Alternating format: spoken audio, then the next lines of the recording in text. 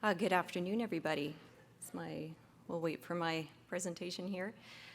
I feel very honored to be here. I always come to these conferences feeling like a sponge, like I'm going to learn. So it was a little intimidating when I was asked to bring a presentation to the table.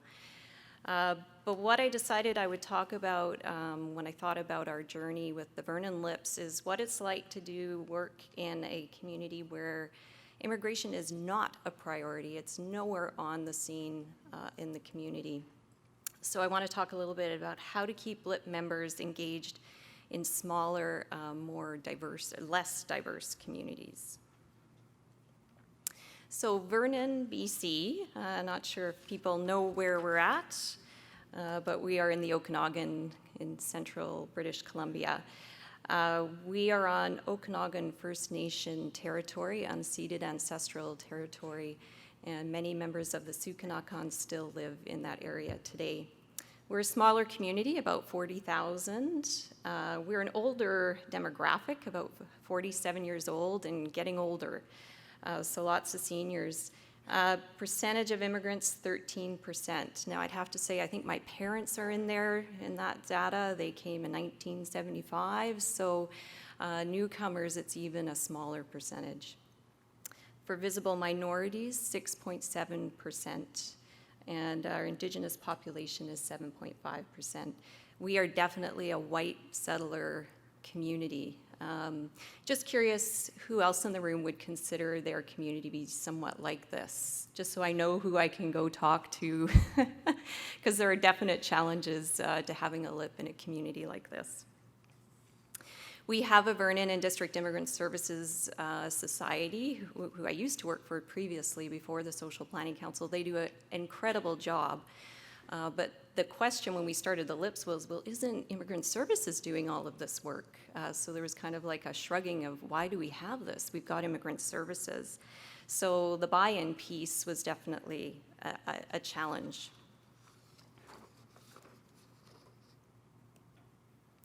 So our LIP members, we've got about 20 to 25 members, and I've split them up into kind of two different categories: economic development-driven organizations and then more social and cultural development. Our strategy is attraction and retention with integration with the retention. Traction is huge for this community, as you can see by our demographics. We definitely need and want more immigrants. So lots of economic development employers involved in our LIP. So here's my suggestions on engagement. Some of them might sound a little counterintuitive, but they seem to have worked in our community. Definitely lots of regular one-on-one interviews with our LIP members. I would say this is even more important than regular meetings, is really trying to find out why they're at the table, why they're not at the table, and also what are their issues beyond immigration. I think it was Marie talked earlier about really needing to know your partner's issues and what are their struggles and where's the crossover? Where are there areas that the LIP can help, even if it doesn't necessarily seem a directly related immigration or settlement issue? Less LIP council meetings. Our community stakeholders are insanely busy. So we had started with kind of monthly and then went quarterly. We now only meet as a total LIP council 3 times a year. It's just too much time that you're asking from some of those stakeholders if they don't necessarily see this as one of their big issues. When we do have those meetings, one of the ways I sort of make sure people will show up is assign agenda items to specific members. They're less likely to sort of say, oh, something came up, if they're actually on the agenda and I've asked them to sort of speak about something. So that's definitely helped. I try not to stress about attendance. I know that IRCC is looking for that participation in those deliverables. But as I said, those big council meetings aren't necessarily the most important part of the work that we're doing.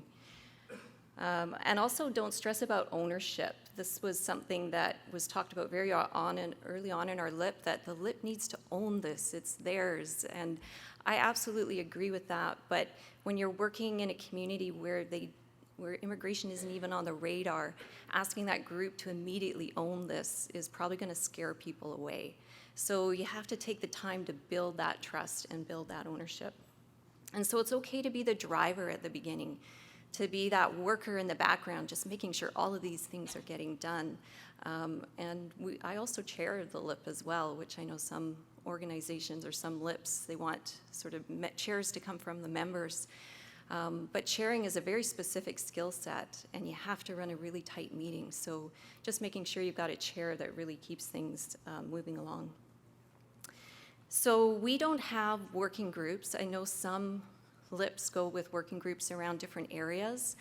Again, it's quite time consuming to have that in the framework as well as your council, and then moving into kind of the project stuff.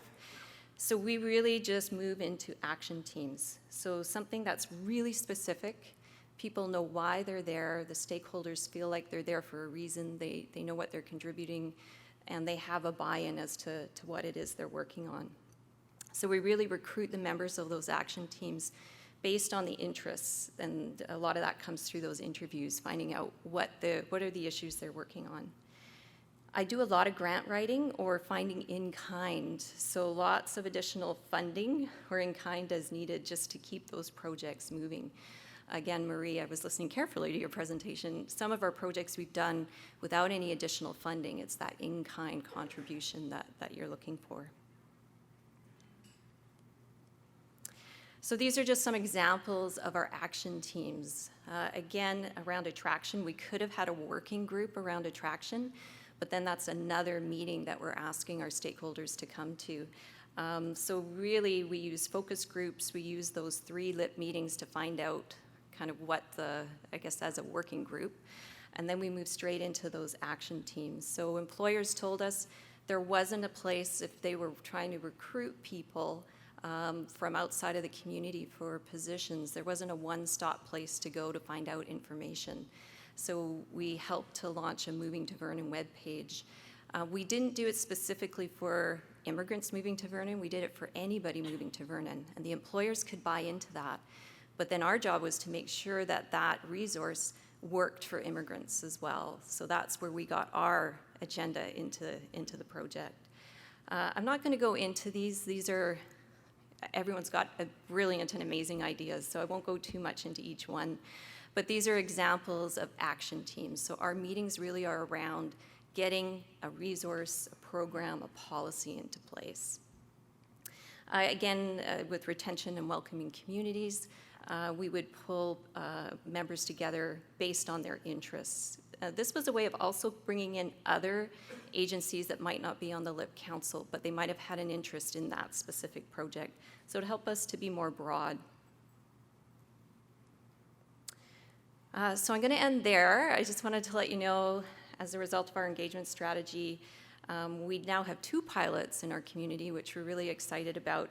So we have a provincial nominee program, the Entrepreneur Stream, that's specific to Vernon, and we were one of the 11 communities that successfully received the Rural and Northern Immigration Pilot, and our community is going to focus on skilled immigrants. So even though when I first started this project in 2014, I was scratching my head, how is this going to work? How are we going to get people at the table? It really there has been some success there, and we're pretty excited about the work that we're doing. So thank you.